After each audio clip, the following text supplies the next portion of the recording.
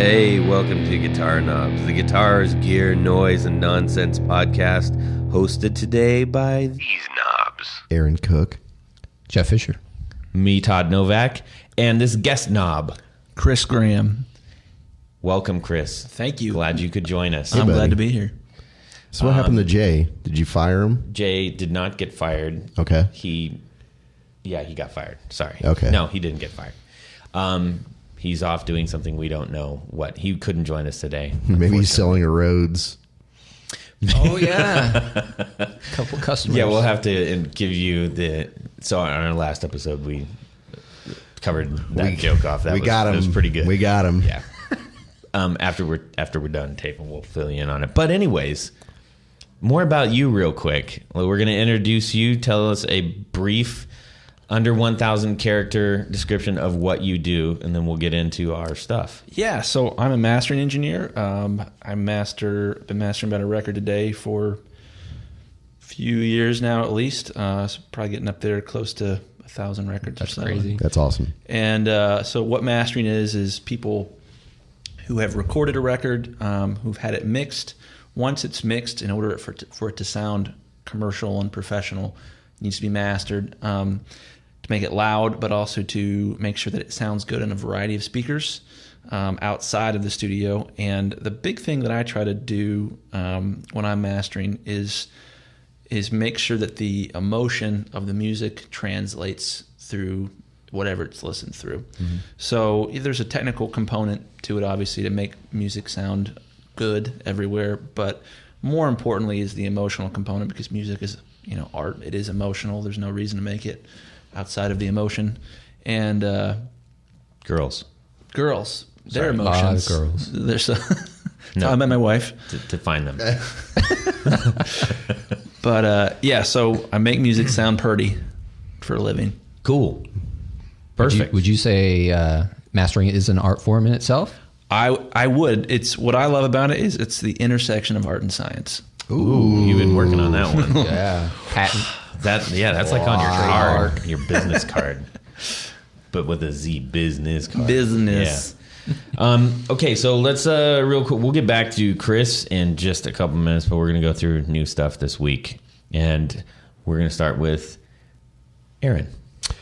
Well, it's quite ironic that we have a mastering professional here. Deja vu. I know, this is weird.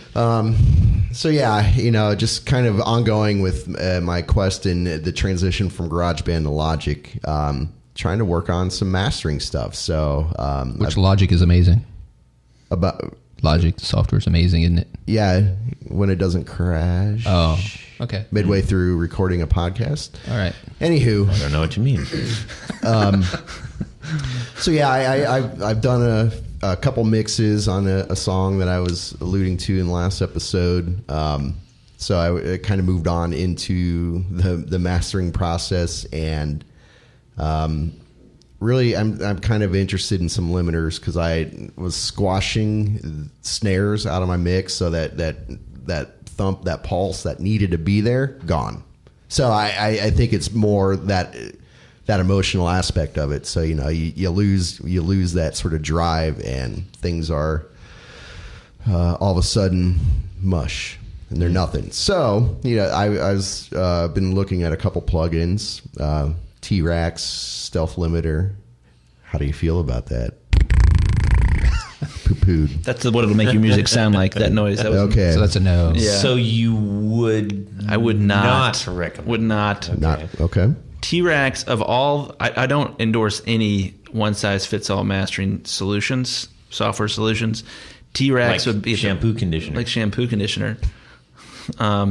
T-Rax would be at the bottom of the list. I think they were one of the first to have a popular piece of one-size-fits-all, and just not wonderful. I just think it's always better to be gentle when you're if you're recording and mixing yourself and mastering yourself, just to be gentle and to use a quality limiter. Like the Waves L2 is pretty affordable. Waves L3, Waves L16 is great. Some of the Slate stuff is okay, but Well, that's good to know, because I've been looking at one of the Slate plugins. The big thing is just being gentle. What gets people into trouble and what makes mastering so hard is to make something have a lot of impact and sound fantastic and be very loud all at the same time is very hard. That's sort of what I've run into is, trying to have these loud masters, and, it's like, that's why the limiter just got pushed so hard that the snare all of a sudden is gone. Yeah. So is the limiter the right tool that you should be using, or is it maybe not the limiter, but something else that is causing the problem? You're causing the problem. Most of the time. Because I told you to use that limiter. No, you didn't. I know I did. I think when you're doing it yourself, the big thing is you can choose between sounding fantastic or being really, really loud. And usually you can't get both very easily unless you've got a lot of the right tools and a lot of experience. So I generally just recommend when people are mastering their own music is just be gentle and just don't make it super loud. And if you do that, the big thing, digress, the big thing in mastering is the loudness wars. And this idea that a lot of people just want their music as loud as possible. And it's a cheap trick to get people to respond emotionally to your recording. And it's cheap because every listener in the world knows how to turn it up and down. And just if your song is 1,000 times louder than the previous song, it might grab someone's attention, but it will never grab their attention and hold it the way that great art will. Mm-hmm. You want someone to cry when they hear your music, not cry because it's so loud and kills their ears or something. But anyways. Yeah, so the struggle is real when you're a novice. Aaron has gentle embroidered on the back of his sweatpants. I got a visual of that. That was kind of disturbing. Yeah. I don't think I even own a pair of sweatpants. It was a real swishy font. Yeah. Cursive. Juicy. Yeah, like juicy. Yes. That's exactly what it was. Jeff, what do you have going on? Yes. So continuing from our last session, we were talking about plugins for, of course, amp simulators. Mm-hmm. I was recommending S-Gear, and Cook was all about thinking about the Amplitude tube. Not like tude, what I was saying last week, like a moron. So I was going back to investigate, well, maybe I am full of shit. I think it's better. And I went back to the Guitar Rig plugins that I was playing with a long time ago just to see if they still held up. So in doing so, I was also experimenting with the idea of playing these simulators through different type of live setups to try to get the amp in the room sound. So I was playing through a cabinet, so running out of my my whatever that thing's called, interface, yes, into a real tube amp. Also running it into a power amp with a full range speaker, as well as a bass guitar amp with a full range speaker, just trying to figure out what are those different tones and how are they created, and what can create that in the room amp sound. So from all that, the idea of a guitar cabinet running a sim, basically a sim is composed of a simulation of a guitar amp and a cabinet, and now you're running it through a real cabinet, so you're getting a squashing of different sounds and frequencies, which in doing so is not the best sound in the world. So if you're going to run a sim with a real guitar amp, it's best to turn off the amp simulator or the cabinet simulator in the software. Get much better sound. But so that kind of goes into what we were doing at one of our practices, where I had the Fender Mustang 3. And it just dawned on me, listening to your story, that an amp simulator, a cab simulator would be great if you're going through headphones. Like if you're just playing at your house and you want to get that feel. So turning on that cab simulator there makes sense. But I unwittingly didn't know that was actually on when we were playing live in the room, and it was making it sound really strange. So once we turned that off, it helped out. So if you are running headphones, that's one way where you can get a convincing sound in your head and be like, okay, yeah, this is what ultimately I want it to sound like. Yeah, and but if you are running direct out through the speaker, then that's probably not wise. And it's not a bad thing. It's just different. So Yeah, what are you looking for? yeah, Something like that. the like a full range cabinet that will handle the full frequency spectrum. Yeah. Will display what the true amp sim and amp cabinet was supposed to sound like. As soon as you put that in another, like a real cabinet, it's going to change that. So Right. sometimes it creates a sound you want, sometimes it doesn't. But I felt like with my experimentation so far that having the cabinet off really made the true amp sim shine more. Yeah. So it is a matter of taste, just like anything. But It's weird though, because I think that actually plays well into pedals, in the same sense from it, and we'll cover this off on another episode, but where we're sharing gear. But for context, we just shared that JHS pedal. What was that one called? the Andy Timmons. AT. Andy Timmons. Yeah. And spoiler alert, I did not like it because it made my Vox sound like a Marshall. Yeah. I don't want it to sound like a Marshall. I just want it to be driven. Overdrive. So, but in a sense, it's emulating Yep. a totally different sound, like a plexi drive or something like that. Yep. Interesting.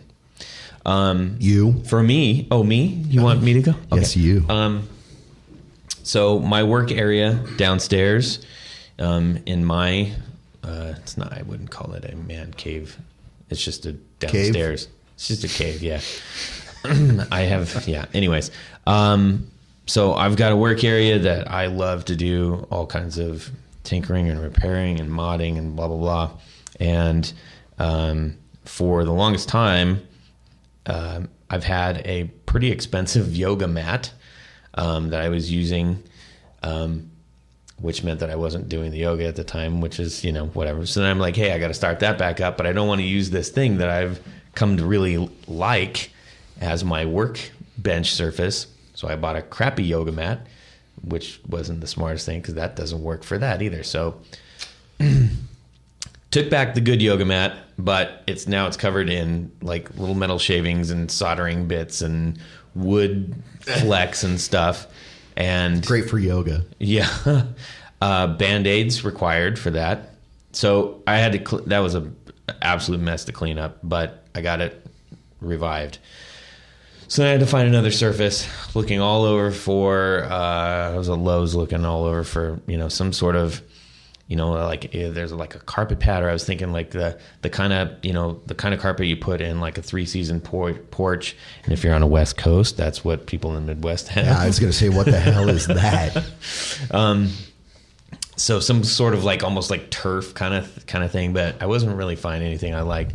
And I happened to be walking past the area where they had all the welcome mats, and most welcome mats are awful looking, with cutouts and crazy hay and flowers and stuff all over. Did you it. find one that said "Welcome to the Jungle"? That would have been awesome. I would have bought that. Yeah. What I did find was one that had that sort of composite rubber on the back side of it, and it was pretty thick. But on the top side, it had the same stuff. It just was in a pattern. So it wasn't going to slide around, because if I took a regular welcome mat and just turned it upside down, it's going to move because it's a silk screen fabric on the front or something like that. So this was the same material on the front and on the back.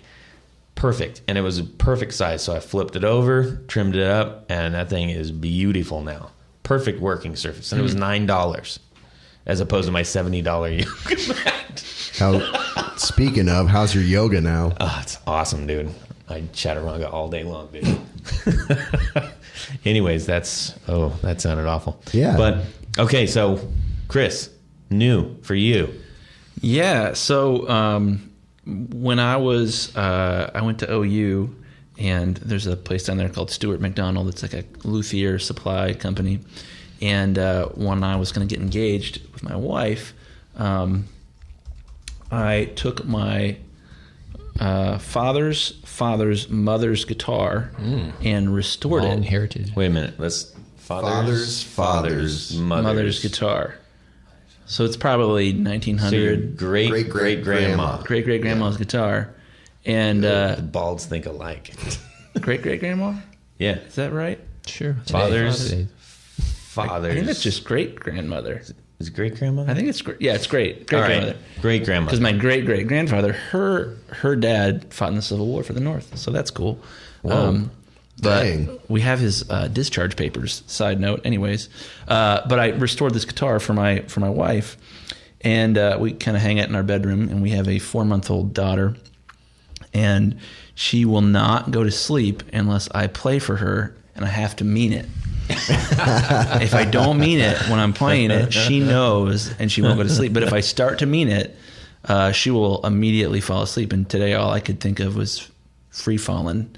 Tom Petty. I was like, all right. So I started Love Tom Petty. Listening to Tom Petty radio on the way in. He's so good. Sirius First XM concert plug. player, amphitheater when I was 13 up there. Oh, nice. But so yeah, that's Another what's, topic. Yeah. Put it on the list. Yeah. But that's what's new in my life is that my guitar skills. They helped me get a hot wife, and now they help me put my adorable baby to sleep. And I don't know how I would put her down without the guitar. So Wow. I'm gonna have to try that. it's awesome. It's my favorite time to play guitar. My That's kids, cool. My kids hate to sleep. I do the same thing.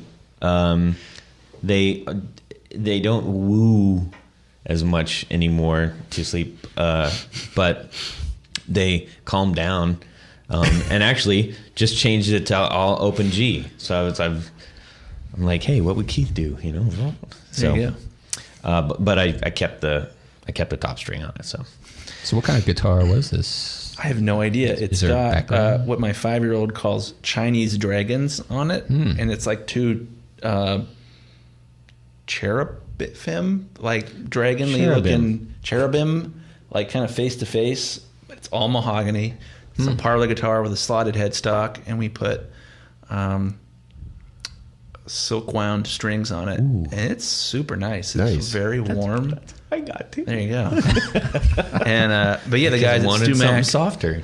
it was all like all the supports are out of it, and some tuners are broken off, and the neck was like 5 inches farther forward than it should have been. And the guys at Stumac were like, Wow. "Oh, just drill a hole here and put a wood screw in to hold the hold the neck back." And I was like, "Okay, sorry, great grandma," and it worked great. Wow, to this day. that's Wow. cool. Perfect action. It That's plays a it. great. There you go. Okay, so yeah, it's functional, but even more so, you have an heirloom that was handed from your great grandma, and now you got a story for your kids. You can give it to them, Yeah. and then they can maybe pass. That's really cool. Yeah. Yeah, I like I love that. that thing. It's a blast. Super fun. Okay, now would be a good time to get Segue. into a little bit more of what our guest is all about. We'd like you to kind of share with us a little bit about where you are as far as your guitar world, and how that plays into your professional world. Yeah, so my story was when I was 13. This is kind of emotional. My dad moved out on my 13th birthday, and I got a guitar for my 13th birthday, my first guitar. And it was intense. And I just kind of locked myself in my room and would play my guitar. That sounds And, like a badly drawn boy album or something. Yeah, it was like it was intense. Me and my dad are on great terms now, and I can play the guitar pretty decently now, so it worked out great. But Man, I want to write a song about that. please do. There's a song there. There Please is. do. Man. Sorry. It could be country, but Would have to be. Oh, yeah. anyways, so I started playing guitar when I was 13, and lots of fun. Eventually started with electric, and eventually got into acoustic. And I basically didn't play for anybody until I was maybe 17 or 18. So actually, I played one time for Mark DeCenzo, and he kicked me out of the band. Right there, Alien Nation was the name of our band. Ooh, yeah. And That's hot. anyways, my gold Electra guitar was awesome, but my skills were not sufficient for Alien Nation. But anyway, so yeah, I kept playing guitar, learned how to sing and play at the same time, and that was a big deal for me. And then when I left, I started kind of writing songs a lot. And then when I left for OU, after my senior year of high school, OU down in Athens, Ohio, has this incredible music culture. It's where Stuart McDonald's based, the luthier supply company. Stumac.com. Stumac.com. And anyways, there's just this incredible community down there of musicians and recording engineers and luthiers, and it's unbelievable. We mentioned this is Athens, Ohio, not Georgia. Athens, who also has an excellent music community. But not Georgia. Indeed, not Georgia, Ohio. And they had an open mic night that this guy, Bruce Dalzell, used to host. And there's your yoga mat. And then someone with a yoga mat just walked by. But anyways, this guy, you could sign up and play for 15 minutes. And I decided to do it my freshman year, for fall my freshman year, and it was awesome. And all these people stuck around, and I developed a following and recorded a CD and made a bunch of money. And took the money. I started touring a little bit. What's a bunch of money? I mean, I was like a freshman in college, so we're talking like $100 well, I want to say more. I made like 15 grand my freshman year of college. Whoa. On selling to local? Selling CDs. And You got to cue your. That's a. That's a. but it was weird because I was super poor, and then all of a sudden was selling these CDs, and we'd go like out on the road and would make like $2 grand in a weekend. And I was like, oh my god, this is awesome! I can afford a cell phone and car insurance. And but I took the money and I reinvested import beer. And I took the money and I reinvested it into recording equipment. And I was working at a recording studio, and I wanted to have a mobile studio. So I bought a FireWire interface, Motu 828. Oh yeah, FireWire. This was like 2001, so this was like cutting edge. Yeah. And I bought the first 13-inch MacBook that they made. And I got into producing people and mixing for people, and just because I was a bad producer, so I would use up all my clients' money, and then we couldn't afford mastering, and so I had to master myself. And I went out to a guy's house who masters music on the side, and he had mastered a record or two for me, and he just kind of walked me through. There's some construction going on. It's sucking right now. But he walked me through mastering, and then this really awesome guy walked me through what he was doing, and I just became fascinated with it. And I would just do anything I could to get my hands on an unmixed or an unmastered record, and I'd master it. And I started begging my producer friends, hey, will you give me some of your records that you've released? Let me master them for you. And then they were like, you're better at this than the other guy that we had do this. Here's another record that we'll give you money for. And then that was the end of your solo career. That was the beginning of the end of the solo career. And then in like maybe 2007 or so, this continued to progress. In 2007, we started advertising online a lot and building a lot of traffic to the website. And then strangers started hiring me. And then it's been nothing but mastering since 2007 or so. That's crazy. Yeah, So I love it. Were you a band back when you were? I was a solo band. So it was a solo act. Switching back to guitar stuff here. So I was really into looping, and I used the Boomerang.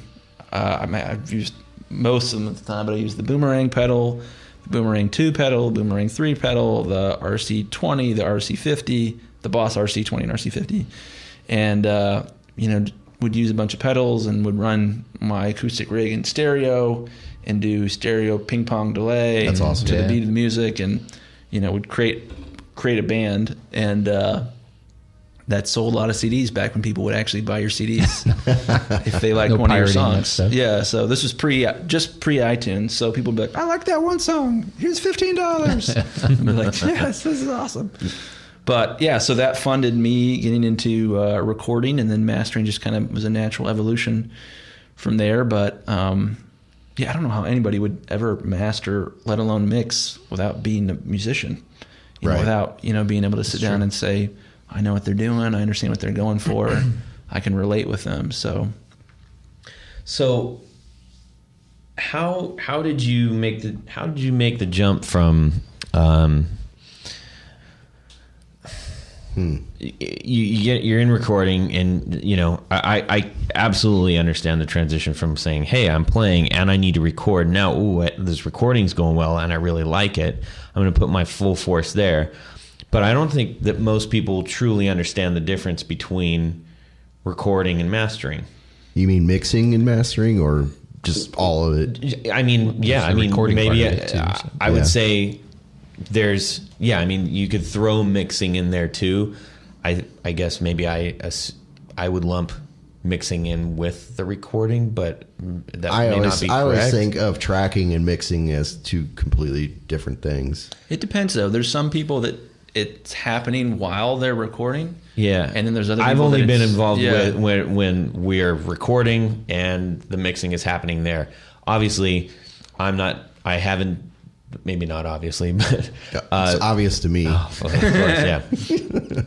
I think it might be a different story when you're talking about, oh, no, this is coming from a label or something else, where then it does require a mastering because of certain circumstances, whether it's going into different world markets, it's going into different types of media, etc. I think for the general, amateur musician who maybe is doing a recording, the idea of, and there's another step called mastering, isn't really in that world. Totally. Well, and here's what that comes down to, is there is a pervasive lie in the home recording world, and it is, I want to make professional quality material. So I want my recordings to sound as good as, this guy who mixes records for a living. The difference is that people who mix records for a living virtually never master their own records. They almost 100% of the time send them out of house. And I can't back this up with stats or anything, but I don't think there's been more than a few hits on Billboard in like the past 30 years that weren't mastered outside of the mixing facility by a specific mastering engineer. And why is that? Well, mastering is difficult. It's a very difficult skill to master, and it also requires a lot different tools than mixing. Certain tools that might be really handy in mixing, like an 1176 compressor, Universal Audio is real popular, cannot under any circumstances be used in mastering. At least I have never been able to make it sound good. So there's a lot of specific tools and specific types of compressors and a specific environment, but a lot of it too is the biasness of, I've written the song, I've recorded the song, I'm mixing the song, and now I'm going to do the last thing to make it sound good outside of my studio. It's almost impossible to not have an insanely biased ear at that point. And so there's that, but a lot of it too is if somebody does nothing but mastering for a living, they're going to do a better job. Yeah. Then it's going to make the music sound the much art part. better. Yeah, there's the art part. Yeah. You can't be an artist at everything, right? Yeah. So you got to kind of pick your battles. Like, it's interesting how people transition, say, from a musician to these other worlds of recording and mastering. And right. They find their place in there. They find the art piece that they can own in that world, which is Yeah, that's a interesting. great point, because you don't really set out to do some of those specific things. I feel like we're going to need to do a full-on secondary to this and explore this a lot more. I want to bring it real quick back to, as someone who, so you started out as a musician, then you understood the needs of recording, pushed out to, okay, there's a whole other thing which is going to really ice the cake. How does that apply now to your actual guitar playing and the types of gear that you use? That's a good question. The strange thing that I've noticed for me is that because I'm listening to so many different musicians so critically as I'm mastering, that my ear, obviously has improved a lot since I began mastering records for a living. And I definitely noticed that, and when I'm playing, I'm more sensitive to, I could have bit into that with the pick a little bit more, or I could have, pulled off with my ring finger a little differently. Just I'm more sensitive to the nuance, I feel like, than I was. Yeah. Does that before. start to inhibit you? or is it? Well, yes and no. So Because it's got to be perfect now, right? it's got to be perfect now. And the curse of being of mastering music for a living is that, we were talking about this earlier, like something like Spotify, it's difficult for me to listen to because it's compressed audio. It's not full quality. And as a mastering engineer, my job is to hear what's wrong with it. Right. And so it's tough when I'm playing guitar. Let me ask you this, because there's one, you bringing up Spotify, I find it interesting. I bought a Megadeth record a couple weeks ago, and I noticed love The new one. Yeah, It's really way good. Yeah. That's The one before that was amazing too. Super Collider is fantastic. I love that. So, but I noticed in the iTunes store that it said it mastered specifically for iTunes, and I'm like, why? I kind of understand it now, that because they're compressing it into the M4AA, that they probably took into consideration that. Well, there's that. Mastered for iTunes also. I'll try to be really quick with this because it's very boring and technical, but when you convert a full quality audio file to a compressed audio file, you can get something called intersample clipping. Intersample clipping sounds very ugly. Some people don't think it exists, but it does, I promise you. And if you hear a song with intersample clipping and without it, there's a big difference. Mastered for iTunes, first of all, it means it's been mastered in a way that will minimize intersample clipping when it's converted to MP4. But it also means that it's probably in 24-bit as opposed to 16-bit, and probably at a higher sample rate. Gotcha. CD's 44.1K. It might be as high as 96K. That being said, mastered for iTunes does not mean mastered for iTunes. It means slightly less lossy in the compression than normal iTunes, but certainly not full resolution. So maybe that approach to mastering for iTunes might not make something like a streaming service like Spotify any better, or could it? It can. The issue here is that Spotify is lossy, Apple Music is lossy, Tidal is not lossy. Right. Tidal is freaking awesome, and it's not. You can still have intersample clipping, nerdy stuff, whatever, but compressing in a way that Apple recommends to avoid the intersample clipping is good no matter what, because it's going to be converted no matter what. No one's mastering a CD and then the masses are not buying the CD and then listening to it in a non-lossy format. So without going into like the big argument about can people actually hear the lossiness, right, or the compression, I can hear it definitely in certain situations, other situations not so much. And I know that pristine ears and people that do it for a living can hear it and they can pick it out, pretty instantaneously. What do you listen for specifically to capture what is missing? And I know this is part of the training, right? Part of the ear training, and when you sit and listen with someone that is actually can hear it and they can point out, oh, did you hear that? Listen for this spectrum of the music, listen for this frequency area, listen to the top end of the cymbal. Like, what is it that you listen for a compressed sound? Well, I'm on really bad compressed sound. You nailed it. It's the cymbal. On a nice uncompressed audio, it's tss, but on a really bad MP3, it's tss. Yeah, very. It's not sizzly enough. It's not. There's a weird aliasing. Is the term, and like a fragmenting, like almost like a big crushing. Big crushing. Yeah.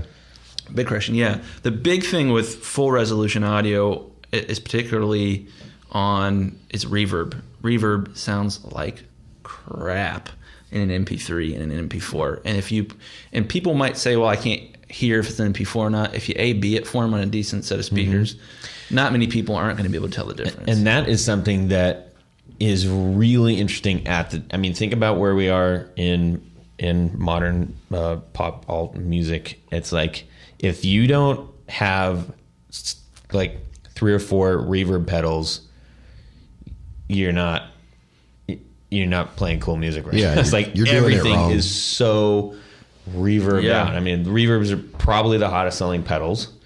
I would venture to guess, right? And maybe distortion. I don't know. Or overdrive.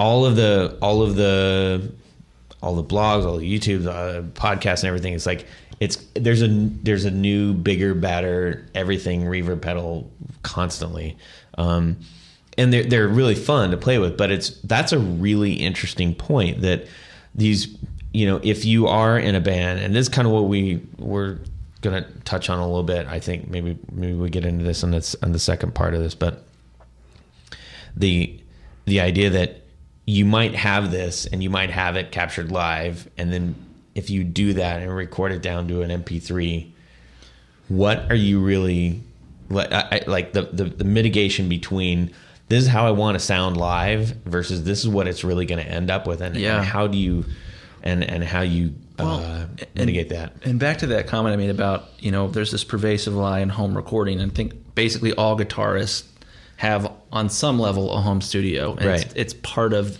the guitar experience at this point. Right. I don't know anyone that plays guitar that doesn't have some sort of. Got to have it. You got to set up. They have it, or their buddy has it, or a guy in their band has it. And the tricky thing about that is this pervasive lie is I'm going to play, record, mix, and master all myself, and I want it to sound professional. On a $10 budget, I want it to sound like $100,000. Right. It never does. And the tricky thing with that, particularly with not having it professionally mixed, and especially with having it professionally mastered, is it's kind of like getting dressed in the morning without a mirror. If you don't really know what you look like, especially if you have long hair that needs brushed a lot, especially what does that mean? I don't even know. I don't know why I went there. He doesn't brush it. What are you talking about? But it's like going out without looking in a mirror. You don't really know what you look like to everyone else. Right. What makes mastering so essential, and the reason that every professional mix engineer in the world that's worth his salt has his music mastered somewhere else by somebody who only does mastering, not somebody who's wears all the hats, is because that person can make you look better. It's like having someone do your makeup or choose your wardrobe before you go out, and you can be sure and rest easily at night that, oh my God, this is going to sound good. And that's the most stressful part of recording is, all right, I'm done. I'm going to put it on Bandcamp. Oh, here we go. Spotify, or I'm going to put it on SoundCloud. I'm going to, wherever you're putting it, that moment of it's out there is terrifying. And even, just in the news today, Kanye West released his latest record, Untitled. He just changed it. He just pulled it off Tidal, made some edits, had it remastered, and then re-released it. Be like, that is the first and last time we will ever utter that fool's name. He's a character. Okay, so we're starting to wind down a little bit as far as time goes. We have so much more to talk to you about mastering and gear and stuff, and I want to parlay that into a part 2 of this. But let's wind it up with our top 4. And today's topic is least favorite guitar to play.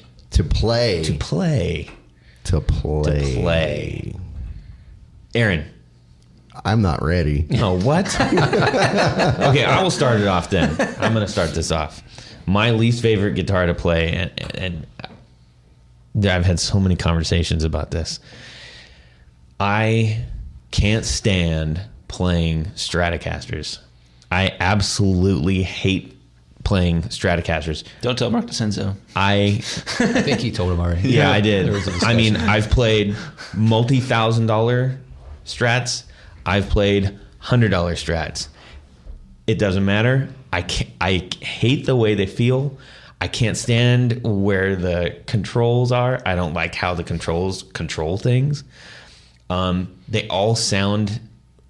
It's a singular sound, and which is ironic because it has You're so many. wrong. No, you can always tell a Strat. Well, you no, always can. It's got a signature sound, but It has a signature sound. I'm telling you, but with the five switches, That's one of my points. Is like I have 5 switches, Too many 3 options. pickups, and all these knobs, and it still sounds like a damn Stratocaster no. every time. Anyways, I've tried. I equate that to oatmeal. for me. Do you typically feel that way when you're in the out of phase positions, the 2 and 3, or when you're using a single coil? Or On a Strat? This is a good question. It's a feel thing. It's a feel thing. The sound is secondary because to me it's just like it doesn't matter where you put it. It's sounding like a Strat. Now you could push that into like, well, if it's a humbucking Strat, Right. something like that, Which is where I want to go. You could, but it still feels like I. So I can't when you stand- say feel, is it Okay, neck? feel. Yeah. It's The tactile thing. the tactile experience and the freaking knobs right there, because I'm a bridge player. Like I get right up there against the bridge normally, So they're and getting in your way. they're totally I just bonk them the whole. I don't understand that. And to be fair, I'm a rhythm player, so I'm not slow handing, working the knobs and all that business. Working the knobs, it's like yeah, it'd be cool if Make love, you're just there pounding it, right? working the knobs, baby. I would love to be able to do that. That is not in my DNA to do that well, as poor Jeff has heard me try to do that on occasion. But the funny thing is, it's obviously the most popular instrument on the planet. And, for some reason, I'm not really sure because I don't get them. Like, I just can't gel with it. I can't deal, man. I don't dig them. I am not a Strat guy. Hand me a Strat, I will drop it, put it down. I don't care. Done. Out. Mic drop. Wow. All right, let's go that way around the table. Okay, Chris. I don't have an answer either. My most hated guitar is a Taylor 314 CE acoustic guitar. Holy specific. Yeah, I was gonna 14 say. CE. There it is. All right. They're not as popular now, but like when I was younger, like everybody had the Taylor 314. So it's a cutaway, just to be specific for those who are driving in a car and can't go to Google. They're like, I don't know, $2,000 or $3,000 or something like that. They're very expensive, but they're a bolt-on neck. They have no low end whatsoever. They play very fast. You can shred on them, but I'm a Martin guy through and through. And it's electronics, right? That's got electronics in it. It does have electronics, and the electronics are awful. They're absolutely the most atrocious. That sort of somebody's screaming the name while they're listening right now. I can't remember what they're called. Piezo. Well, Piezo. no, the 314 has this Piezo. weird 3-knob, like, I don't even know what it's called. I don't need to know what it's called because it's terrible. But I just hate the 314 because I'm a Martin guy, and I get an acoustic guitar that's got a growl when you play it, and the Taylor doesn't growl. Okay, so Taylor does it. So it's not that it's a cutaway. It's just so thin. For me, it would be a cutaway. The tone is so thin. It's thin tone. Is it a thinner body than normal? Not necessarily. It's just it was so popular in the early 2000s, and everybody was. I worked on one that had I hadn't worked on one of these guitars at all. Never been on a Taylor acoustic, and she wanted me to fix it, and I was like, it just seemed like this. There's so many things that could go wrong especially if you haven't worked on one. Yeah. And they have specific needs. They do. They're kind of. And I pulled it out of the bag. I was like, "It's a bolt-on neck." The hell? That's my big thing. It was really weird. Yeah, It's a that is- $2,000 bolt-on And neck. that's the only way Weird. I know what that is. When you pulled that Yeah. up, I was like, "Wait, I've actually." There's no reason to spend $2,000 on a guitar unless there's a dovetail joint on the neck. Boom.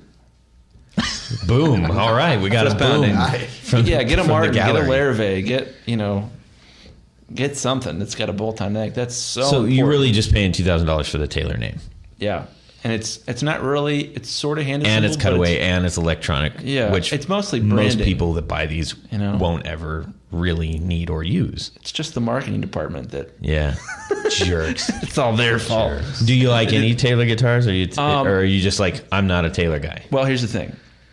In 1996, Bob Taylor moved more towards a factory setup and less towards a smaller deal where he kind of managed a team that made them by hand.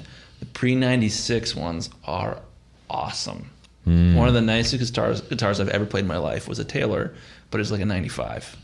And it just, man, it was so silky. I've heard that same thing too around that brand. Yeah. Around Where'd you hear this? the internet told me about it. Well, it seems like every major brand has had that sort of cliff that they, Gibson had it. You got to hit the Fenders mass had production. it. It's like you got to go overseas, or you got to meet demand, or you got to meet pricing, or something like that drives you to a different. It is interesting though, because I'm not an greed. acoustic connoisseur. Are you guys acoustic connoisseurs by? Not a connoisseur, but No. played acoustics for a while. Yeah, I mean, we're familiar, but it is. I think it's the same thing as hearing like somebody who's like, I'm a Gibson, I'm not a Fender, or like I'm a Martin, not a Taylor. Well, but I just feel like in the electric world, there's not a $2,000 electric guitar that's not great. I'm not aware of any. Like some are better than others. Yeah. But a $2,000 Taylor versus a $2,000 Larrivee or $2,000 Martin, there's no comparison. If you play them next to each other, one has a full range of sound and the other is very thin but plays really fast. What do you think that's due to? Great marketing. No. I mean, I mean, why? Where do you think the sound difference is coming from? Is it the neck? I mean, some of it's got to be the Cheap wood neck, or but different kind of wood? I've been to the Martin factory, and they are literally carving the braces and tapping them, and they're doing it by ear. They're building the guitar by ear. I don't Carving it, tapping it, gluing it down. Oh no! Oh yeah. I don't think they do that at Taylor. I don't know. Is it a amplified thing? Like that? Well, these are. That's I don't the know if thing this too. one Is but the expression system is the 3-knob dealie that comes in the 314, and it just, if you're playing finger style, it's okay. because if like they're trying to make it more playable.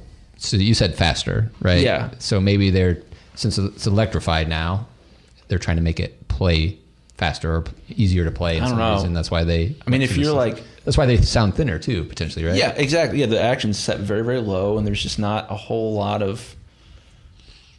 I don't know. I mean, You can't get on it.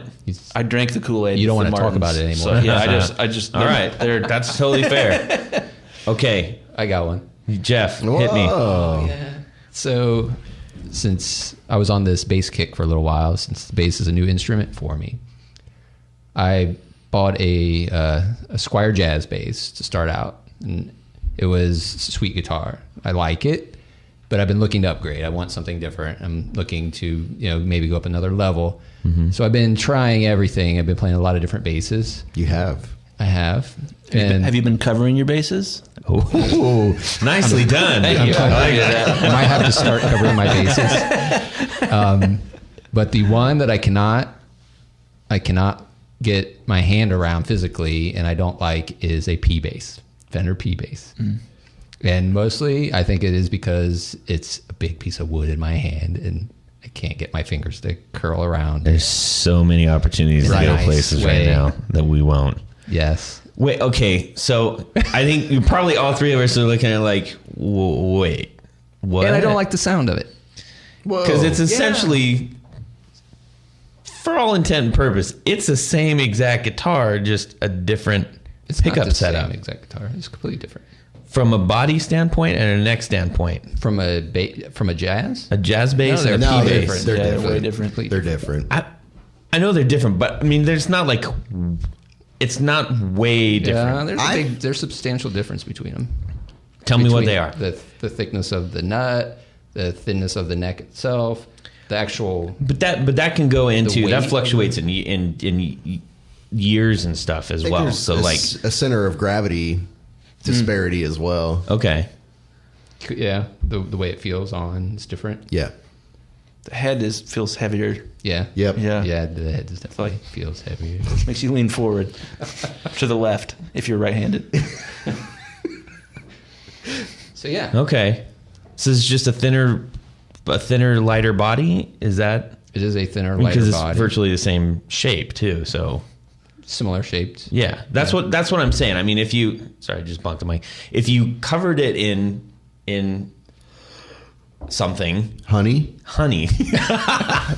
if you, I mean, silhouette wise, they're almost identical. Sure, if you just did that, right? That's what I'm saying. Like it's a weird thing to say. I hate playing this one that looks, and you know, if you're just looking at it on the wall in silhouette, it's almost the same exact thing.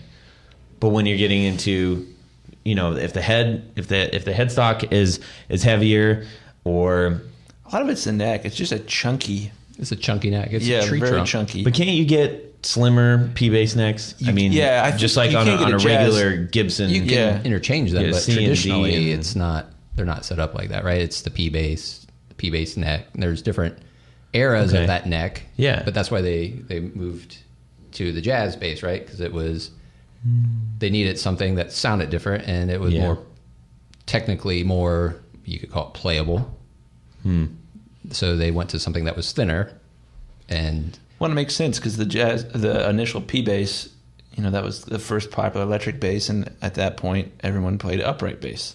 Yeah. You know, a baseball bat thickness of neck. True. You know, so Interesting. Wish we had. This is where Jay could have come in handy, and he can weigh in on the yeah, 'cause he loves a P-bass on it, in his on it hand. later. Well, yeah. I also want to say that that's probably going to be the next instrument that I buy is a P-bass. Yeah, I'm right there with you, man. I have a P bass style, an old PV, which I totally dig. But That feels totally different than a P-bass. oh yeah, I know. But I'm just saying when you're referring to P bass, I mean for all intent and purpose, you're referring to a general body style and the pickup arrangement. I mean that's essentially, it's a precision bass. That's what that actually is. So it's when you're getting into the jazz bass, I realize obviously your controls are slightly different. Obviously you have a different pickup scenario, but and they took a P bass and essentially switched up the pickups, put a different pickup arrangement in, and obviously later on you get different neck configurations and stuff like that. But that's interesting. Okay, good. Glad you enjoyed it. Yeah. Aaron, what do you got? I'm also going to go into the world of acoustic guitars, and anything made by Ovation. Yeah. Absolutely hate. Yeah. And I've owned one, but I was green. Naturally, you I had was the, green you had the behind the plastic ears at greenback, the time. you had the plastic round back, right? Hang on, little girl. Show Did me you have what the stand that it means sits to on you. too, so you can play? Love that song. Dude, I remember seeing Alex Lifeson do that on stage. The first concert I went to was Primus and Rush. And Yeah.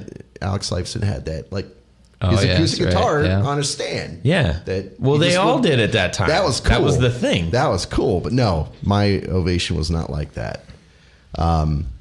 It's a lot of the same reasons. That's like Bon Jovi This- style right there, man. yeah, The sound is just Another- Mr. another- Big. And yeah, I mean, pick any band in that genre. yeah.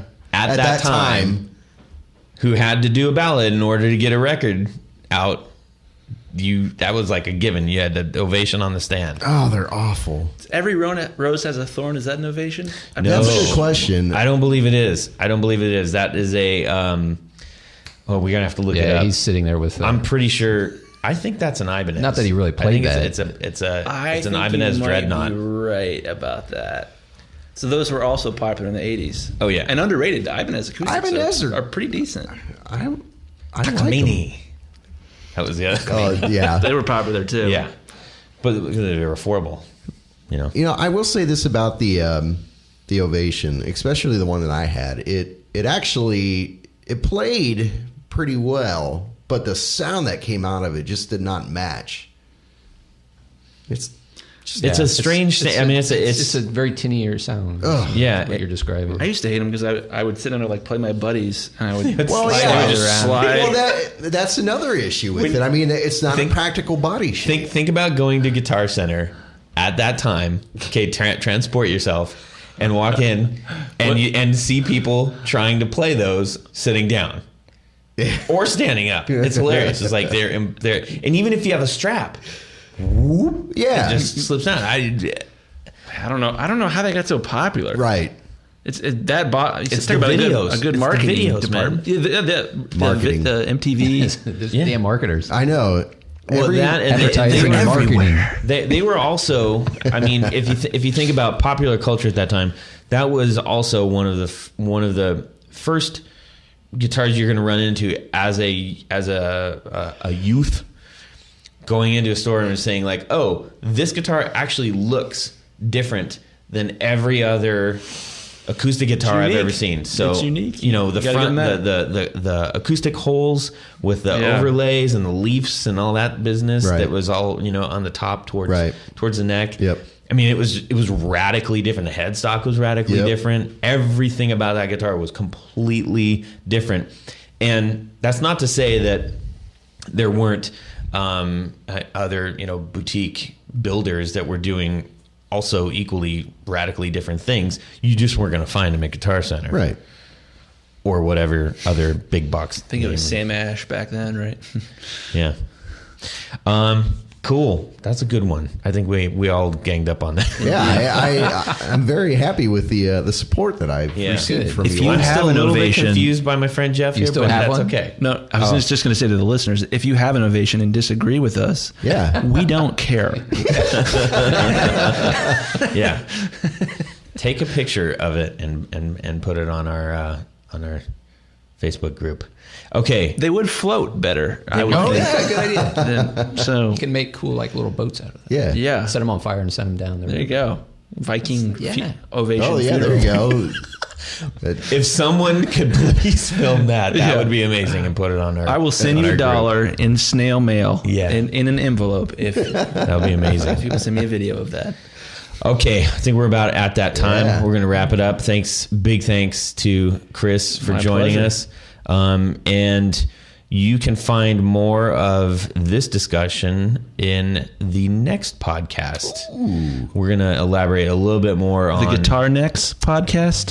the Necks. Ooh, I'm sorry, I have a take problem. back my high five on that one. All right, so that's it. Bye now. Oh, that's it for these knobs. Please join us on Facebook.com/groups/guitar knobs and tell us what you think and share your stories and guitar stuff along with ours.